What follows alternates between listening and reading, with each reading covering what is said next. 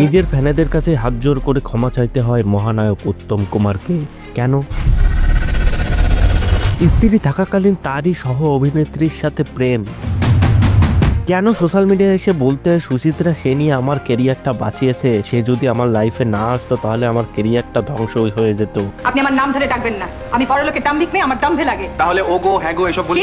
শুরু থেকে সে যখন ফিল্ম ইন্ডাস্ট্রিতে এসেছিল সে এতগুলো ফ্লপ মুভি দিয়েছিল, তার জন্য তার নিকনেমও রেখে দেওয়া হয়েছিল ফ্লপ মাস্টার জেনারেল। তারপরে এই ইন্ডাস্ট্রিতে 200-রও বেশি মুভি দিয়ে সে এখন মহানায়কে পরিণত হয়েছে। তার মৃত্যুর পর ইন্ডিয়ার সবথেকে বড় ডাইরেক্টর সত্যজিৎ রায় তো বলে এটি বাংলা চলচ্চিত্র জগতের একজন অগ্রণী ব্যক্তির মৃত্যু, তার মতো আর কোনো নায়ক নেই এবং আসবেও না। ফ্লপ স্টার থেকে কিভাবে মহানায়কে পরিণত হলো সেই কাহিনীটাই আজকের এই ভিডিওতে দেখানো হবে, তাই ভিডিওটা শেষ অবধি দেখতে থাকো।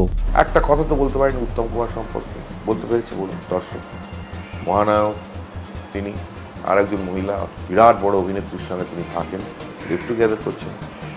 উত্তম কুমার, উত্তম বাবু, মহানায়ক উত্তম কুমারের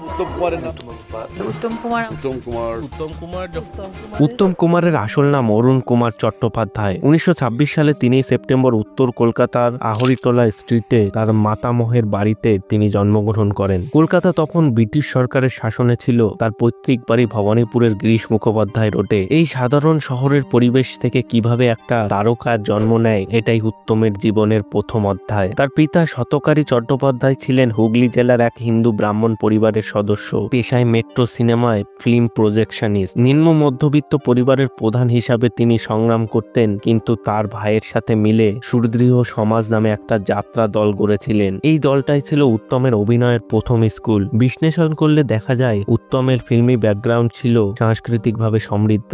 যাত্রা থেকেই শিখেছিলেন কিভাবে দর্শকের হৃদয় ছুঁয়ে যেতে হয়। উত্তম ছিলেন 3 ভাইয়ের জ্যেষ্ঠ।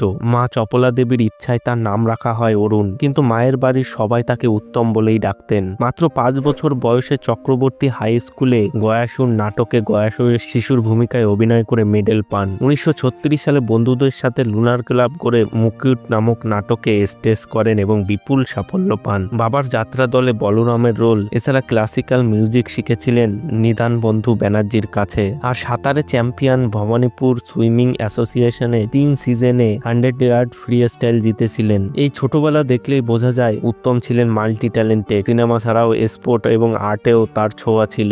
এবার আসে তার আসল যাত্রা, ফিল্মি জগতের যাত্রা। ছোটবেলায় থিয়েটার যাত্রা থেকে উত্তম 1940-এর দশকে কলকাতার স্টার থিয়েটারে শ্যামলী নাটকে অভিনয় করেন। এটা ছিল তার প্রথম প্রফেশনাল অভিজ্ঞতা। 1947 সালে হিন্দি সিনেমা মায়াদরে এক্সট্রা হিসাবে ওই সিনেমাটাকে ঢোকানো হয়েছিল মাত্র 5 দিনের কাজের জন্য, এবং সেই কাজের জন্য তাকে 125 টাকা দেওয়া হয়েছিল, কিন্তু ওই ছবিটা রিলিজই হয়নি। তারপরে 1948 সালে বাংলা ছবি দৃষ্টিদানে লিড রোল করেন। এটা ছিল তার অফিসিয়াল ডেবিউ, কিন্তু সেই ছবিটাও ফ্লপ হয়ে যায় এবং পরপর তারপরে যতগুলো মুভি করলে সবগুলো মুভি আনসাকসেসফুল হয়, মানে পুরোপুরি ভাবে ফ্লপ হয়ে যায়। যেমন যার মধ্যে ছিল ওরে যাত্রী, নষ্টনীর, সঞ্জীবানী। এর জন্য তো উত্তম কুমারের নাম দেওয়া হয়েছিল ফ্লপ মাস্টার জেনারেল, এবং সেই সময় সে ডিসঅ্যাপয়েন্টেড হয়ে ডিসাইড করেছিল এই ফিল্ম ইন্ডাস্ট্রি ছেড়ে দেবে। এর জন্য তো তিনি অভিনয়ের পাশাপাশি তার চাকরিটাও চালিয়ে গেছিল। সে চাকরিটা কিছুতেই ছাড়েনি, এবং এই বসু পরিবার মুভিটি সেই সময় হাইয়েস্ট ক্রসিং মুভি হয়ে দাঁড়ায়, মানে সেই সালের। যে বসু পরিবারকে উপহার দিয়েছে দেখবি, এইটা কি ব্যাপার বল দেখিনি? অফিসে ছুটির পরে ফুটপাতে প্রায় 1 ঘন্টা সুচিত্রা সেনের সাথে প্রথম জুটি বাঁধেন, যে ছবিটা 65 সপ্তাহ ধরে চলেছিল। এখানে উত্তম কুমারের স্ক্রিন প্রেজেন্স, সেই হাসি, তার চোখের ভাষা বাঙালিদের মোহিত করেছিল। আপনাদের সঙ্গে বারবার রং কানেকশন হচ্ছে। আপনার নাম্বারটা কি বলুন না? আপনার কি নম্বর দরকার বলুন? এবং তারপর থেকে সে একটা বাংলা সাকসেসফুল অ্যাক্টর হয়ে ওঠেন, এবং 1960 সালে তো একাই 9টা ছবি ব্লকবাস্টার দেয়, যেমন সোনো মারানারি, রাজা সাজা। এইসব মুভিগুলো তো প্রচুর পরিমাণে হিট হয়েছিল। তারপরে 1954 সালে অগ্রদূত মিউজিক গ্রুপের একটা মুভি আসে অগ্নি পরীক্ষা, যেই মুভিটা তো অল টাইম ব্লকবাস্টার হয়, এবং এই মুভিটাতে সে একটা রোমান্টিক হিরোর অভিনয় করেছিল। তার পারফরমেন্সের জন্য তাকে তো মোস্ট আইকনিক পারফরমেন্স হিসাবে ধরা হয় এই টলিউড হিস্ট্রিতে। 1957 সালে আসে হারানো সুর। এই মুভিটা তো সুচিত্রার সাথে এমন একটা হিট মুভি ছিল, যেটা একটা রোমান্টিক ড্রামা মুভি ছিল, এবং এখানে উত্তমের গান কোন আধারে বাঙালির হৃদয় ছুঁয়ে গেছিল। আমার পথ আধারে আছে এই ছবির পর থেকেই তার ভয়েস এবং অ্যাক্টিং এর জন্য তাকে একটা আলাদা লেভেলের জায়গায় পৌঁছে দেয়। তারপরে 1966 সালে সত্যজিৎ রায়ের নায়ক মুভি, এটা তো উত্তম কুমারের সেরা মুভি ছিল। এখানে তিনি নিজেকে প্রমাণ করেছেন যে তিনি শুধু কমার্শিয়াল নায়ক নন, তিনি একটা অসাধারণ আর্টিস্টও। সত্যজিৎ রায়ের সাথে কাজ করে তিনি একটা নতুন ডাইমেনশনে পৌঁছে যান। তারপরে 1974 সালে আসে অমানুষ মুভি। এই মুভিটি একটা অ্যাকশন ড্রামা মুভি ছিল এবং 50 সপ্তাহেরও বেশি বক্স অফিসে চলেছিল। মুভিটি বেঙ্গলি এবং হিন্দি ল্যাঙ্গুয়েজে একসাথে শুট করা হয়েছিল। তারপর আসে 1972 সালে স্ত্রী মুভি। এই মুভিটি একটি সায়েন্স ফিকশন ইউনিক স্টোরির একটা মুভি ছিল। আমার উপর খুব রেগে রয়েছে। এবারের বইয়েদের কর্তার উপর রাগ সাজে না। এবং এই মুভিতে Uttam Kumar one of the best performance দিয়ে এই মুভিটাকে ব্লকবাস্টার করে তোলে। এর জন্য তো BFJA অ্যাওয়ার্ডে 1973 সালে 7টা অ্যাওয়ার্ড জেতে এই মুভিটি, এবং এই মুভিটিকে হিন্দিতেও রিমেক করা হয় 1982 সালে। এবং অ্যাজ এ প্রডিউসার হিসাবে তার একটা মুভি আসে উত্তর ফাল্গুনী নামে। এই মুভিটাও কিন্তু বক্স অফিসে খুব ভালো পারফরমেন্স করে। তারপরে আসে তার জীবনের প্রথম কন্ট্রোভার্সি। 1948 সালে গৌরী চট্টোপাধ্যায়ের সাথে তার বিবাহ হয়েছিল, যেটা কিন্তু দুই পরিবারের বিরোধিতার পরেও তারা বিয়ে করেছিল, মানে দুই পরিবার মেনে নেয়নি। তারপর 1950 সালে একটা পুত্র সন্তানের জন্ম হয়, যার নাম রাখা হয় গৌতম। এবং 1963 সালে তিনি বাড়ি ছেলে সুপ্রিয়া দেবীর সাথে চলে যান। তখনও কিন্তু গৌরী চট্টোপাধ্যায়ের সাথে তার ডিভোর্স হয়নি, তাও তিনি সুপ্রিয়া দেবীর সাথে পালিয়ে চলে যান। তার বন্ধু সাবিত্রী চট্টোপাধ্যায় এর বিরোধিতাও করেন, এবং এইসবের কারণে উত্তম কুমার মানসিকভাবে ভেঙে পড়েছিলেন। সুপ্রিয়া দেবীর সাথে তার লাভ স্টোরি ঘটেছিল। তারা 17 বছর একসাথে ছবিতে কাজ করেছিল, যেমন তার ভালো ভালো ছবি উত্তরায়ণ, চিরদিনের, এইসব ছবিতে কাজ করতে করতে তাদের মধ্যে প্রেমের সৃষ্টি হয়। যদিও উত্তম কুমার বিবাহিত ছিলেন, তাও তারা সমাজের চাপকে তুচ্ছ করে সুপ্রিয়ার সাথে তার ভালোবাসা অটল করেছিলেন। একটা কথা তো বলতে পারেন উত্তম কুমার সম্পর্কে, বলতে পেরেছি বলুন দর্শক। মহানায়ক তিনি, আর একজন মহিলা বিরাট বড় অভিনেত্রীর সঙ্গে তিনি থাকেন, লিভ টুগেদার করছেন। সুচিত্রা সেনের সাথেও তার প্রেমের গুজব শোনা যায়। তার 30টা হিট ছবি দেয় এবং অন স্ক্রিনে তাদের রোমান্স দেখে সবাই ভাবে তারা প্রেম করে। অগ্নি পরীক্ষার প্রমোশনে তাদের এই লাভ স্টোরি দেখে witness of our real love নামে একটা ট্যাগ লাইনও দেওয়া হয়, কিন্তু এগুলো ছিল মিথ্যে ঘটনা, তাদের মধ্যে কোনো প্রেম ছিল না। সুচিত্রার সাথে তার জুটিটা এতটাই মজবুত ছিল, তারা 30টা ছবি দেয়, তার মধ্যে 29টাই ব্লকবাস্টার হয়। যেমন তার মুভিগুলো হলো অগ্নি পরীক্ষা, শিল্পী, সপ্তপদী, পথে হলো দেরি, হারানো সুর, চাওয়া পাওয়া, বিপাশা, জীবন তৃষ্ণা, সাগরিকা, ত্রিজামা, ইন্দ্রাণী, সবার ওপরে, সূর্য তরুণ, রাজলক্ষ্মী ও শ্রীকান্ত, একটি রাত, গৃহদাহা, কমললতা, হার মানাহার, আলো আমার আলো। এবং উত্তম কুমার তো বলেছিল যে সুচিত্রা সেন না থাকলে আমার কেরিয়ার পুরোপুরি ভাবে ডুবে যেত। মানে সে এর আগে এতগুলো ফ্লপ মুভি দিয়েছিল, তার জন্য তো তাকে ফ্লপ স্টার বলে ঘোষিত করা হয়েছিল।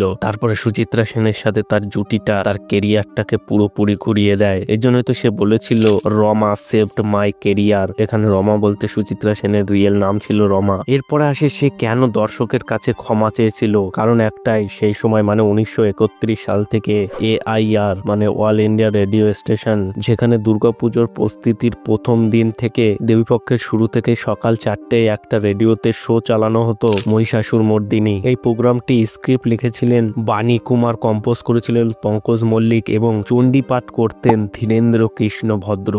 আশ্বিরের শারদ প্রাতে বেজে উঠেছে তার সেই গম্ভীর আওয়াজ, আধ্যাত্মিক কণ্ঠস্বর 45 বছর ধরে এই অনুষ্ঠানটি চালিয়ে গেছিল। এটা শুধু প্রোগ্রাম নয়, এটা বাঙালির ঘরে ঘরে পুজোর আহ্বানের মতো একটি আধ্যাত্মিক ঘণ্টা এবং শঙ্খধ্বনির মতো কাজ করে। কিন্তু 1976 সালে ভারতে যখন এমার্জেন্সি ছিল, তখন সেন্সরশিপ এবং সরকারি নিয়ন্ত্রণের জন্য AI কর্তৃপক্ষ মনে করেছিল যে 45 বছর ধরে যে অপরিবর্তিত মহিষাসুর মর্দিনী ছিল, এটাকে পরিবর্তন করার দরকার। তার জন্য তারা এটিকে আরো আকর্ষণীয় এবং জনপ্রিয় করতে এই শোটির আরেকটা নাম দেওয়া হয় দুর্গা দুর্গতি হারিণী। এটিতে চণ্ডীপাঠ করার জন্য নির্বাচিত করা হয় বাংলা চলচ্চিত্রের মহানায়ক উত্তম কুমারকে, যিনি তখন বাংলার সুপারস্টার ছিল। সঙ্গীত পরিচালনা করেন হেমন্ত মুখোপাধ্যায় এবং গায়কদের মধ্যে ছিল লতা মঙ্গেশকর, মান্না দে, আশা ভোসলে, একেবারে তারকাময় দল। প্রোগ্রামটি উচ্চমানের প্রোডাকশন এবং প্রচারের সাথে মহালয়ের সকাল 4টায় প্রচারিত হয়। এই সিদ্ধান্তের পিছনে ছিল বাণিজ্যিক এবং শৈল্পিক উদ্দেশ্য। উত্তম কুমারের অনুষ্ঠানের জনপ্রিয়তা দিয়ে শ্রোতা বাড়ানো এবং অনুষ্ঠানকে আপডেট করা, কিন্তু এটি একটি মৌলিক ভুল ছিল। কারণ বীরেন্দ্রকৃষ্ণর কণ্ঠকে অনেকে দেবতুল্য মনে করেন। তার পাঠ ছিল শুধু শব্দ নয়, বিশ্বাসের অংশ। প্রোগ্রামটি শেষ হওয়ার মাত্র 4 ঘন্টা পরেই বিক্ষোভ শুরু হয়। তখন এমার্জেন্সি থাকা সত্ত্বেও সবাই রাস্তায় নেমে আসে, রেডিও স্টেশনের মেন অফিসে হামলা করে, অভিনেতা এবং গায়কদের কাছে রুদ্ধ ফোন কলও যায়। এই বিক্ষোভের মূলে ছিল গভীর আবেগীয় যুক্তি। মহিষাসীর মর্দিনী কোনো বিনোদন নয়, এটা পূজার ঐতিহ্যের সাথে জড়িত। বীরেন্দ্রকৃষ্ণের কণ্ঠ শোনা মানে মহালয়ের সকালে দেবীর আহ্বান। এটি পরিবর্তন করা যেন ধর্মীয় অনুষ্ঠানের হস্তক্ষেপ। জনগণের মনে হয়েছে এআই কর্তৃপক্ষ তার স্মৃতির এবং বিশ্বাসকে অসম্মান করেছে। এই প্রতিক্রিয়া শুধু কলকাতা সীমাবদ্ধ ছিল না, বাঙালি সম্প্রদায়ের মধ্যে ব্যাপক ছড়িয়ে পড়ে। এটি দেখায় যে সাংস্কৃতিক ঐতিহ্য কতটা শক্তিশালী। যতজন এটিকে নিয়ে ছেড়ছাড়ি করা হয় তখন সবাই ক্ষুব্ধ হয়ে যায় এবং এর জন্য অল ইন্ডিয়া রেডিও স্টেশন সমস্ত দর্শকের কাছে ক্ষমা চায় এবং উত্তম কুমারও জনসমাগমে এসে ক্ষমা চান। এরপর 1977 সাল থেকে এই অনুষ্ঠানটি অপরিবর্তিতভাবে চলছে। রবীন্দ্রকৃষ্ণের কণ্ঠ এখনো প্রতি বছর মহালয়ে বাজে। এবার আসে সবচেয়ে বেদনাদায়ক অধ্যায়, তার মৃত্যু। 1980 সালে 23শে জুলাই অগবধূ সুন্দরের শুটিংয়ে হঠাৎ করে তার বুকে ব্যথা শুরু হয়। বেলভিউ ক্লিনিকে তার হার্ট অ্যাটাক হয়। 24শে জুলাই রাত 9:30টায় তার মৃত্যু হয়। কিন্তু একটা রহস্য রয়ে যায়, তার ডায়েরিতে 24 তারিখের পাতা খালি ছিল, 25 তারিখের পাতাটা কাটা ছিল এবং 26 তারিখে লেখা ছিল বিশ্রাম এবং বিশ্রামের আগে লেখা ছিল চির বিশ্রাম। এটা কিসের পূর্বাভাস ছিল সেটা কেউ এখনো জানেনি। ইঞ্জেকশনের অভাবে তাকে বাঁচানো যায়নি। শেষ মুহূর্তে শেষের কবিতা পড়ছিলেন, বলছিলেন মানুষ আমাকে ভুলে যাবে। সুচিত্রাকে শেষ দেখা দেখতে চেয়েছিলেন, কিন্তু সেটাও তার হয়নি। এই মৃত্যুটা কলকাতাকে ভিজিয়ে দিয়েছিল লক্ষ লক্ষ অনুরাগীর চোখের জলে। উত্তম কুমার বাংলা সিনেমাকে মেন স্ট্রিমে নিয়ে এসেছিল, নতুন প্রজন্মকে ইন্সপায়ার করেছিল। তার ছবি আজও রিলিজ হয়। তিনি ছিলেন বাঙালির আয়না, ভালোবাসা, সংগ্রাম এবং দুর্বলতা। 1967 সালে তিনি অভিনেত্রী সঙ্গ ছেড়ে নিজের একটা সংস্থা চালু করেন, শিল্পী সংঘ প্রতিষ্ঠিত করেছিলেন, যার উদ্দেশ্য ছিল দরিদ্র শিল্প এবং প্রযোজকদের আর্থিক এবং সামাজিক সহায়তা প্রদান করা। তিনি এই সংস্থার সভাপতি ছিলেন তার মৃত্যু পর্যন্ত।